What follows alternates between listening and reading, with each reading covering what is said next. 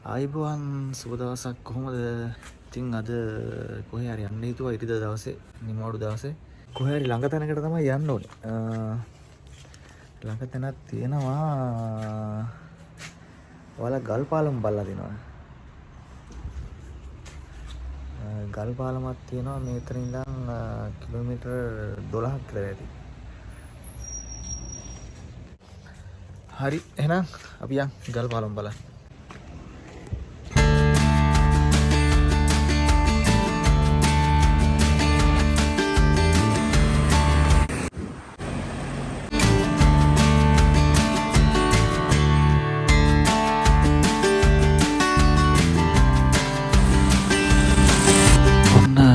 Bus halt එකට ආවා මම.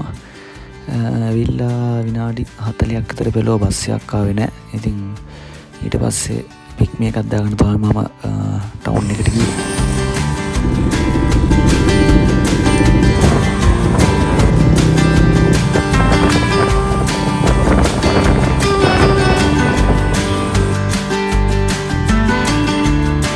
මම ටවුන් එකටත් ආවා.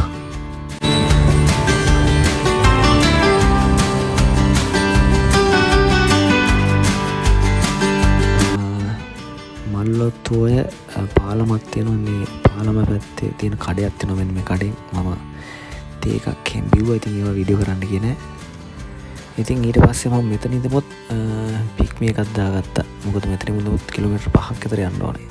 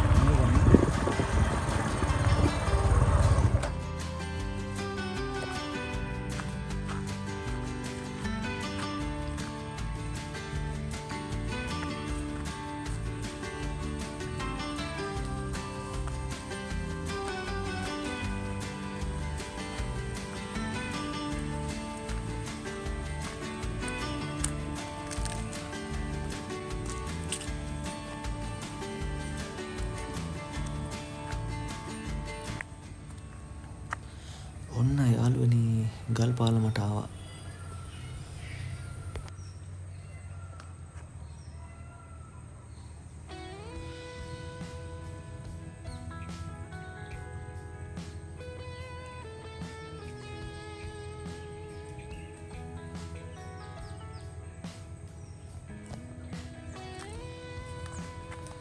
අර පේන පාලම වගේ ඒ කාලේ මේ ගල් පාලම සම්පූර්ණ හදලා තියෙනකොට කියන්නේ හොඳටම හදලා තියෙනකොට කොහොම තියෙන්නේ නැද්ද නේද? එතන හිතා ගන්නත් බැහැ කියලා වකට. මේ වතුරු ප්‍රමාණයක් කෙනකොට මේ අර දැන් අලුතෙන් හදලා තියෙන පාලමේ භාගයක් වෙනකම් මේ වතුර එනවනේ. ඉතින් මේ පාලම ගල් වලින් මෙහෙම සම්පූර්ණ හදලා ඒ දවස්වල කොහොම තියෙන්නේ නැද්ද ඇත්තට.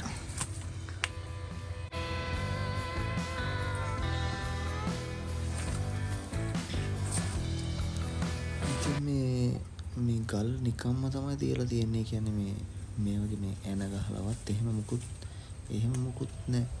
ඒ කියන්නේ මේ ගල් උඩින් කිසිම මේ කියන්නේ රඳවණයක් වගේ එහෙම මුකුත් මේව කරලා නැහැ. විශේෂයෙන් අමතර නිකන් ගල උඩම තමයි තියලා තියෙන්නේ. සමහරක් ඒවනම් සෙට් එකක් නැහැ වගේ තියෙන්නේ.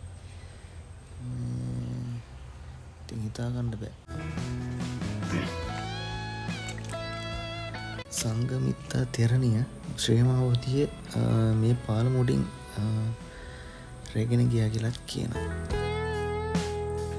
ඉතින් ඒ වගේම මේ පාලම හැදුවේ කවුද කියලා හරියට සඳහන් වෙන්නේ නැහැ කොහෙවත්. මම Google එකේ සර්ච් කරා. ඉතින්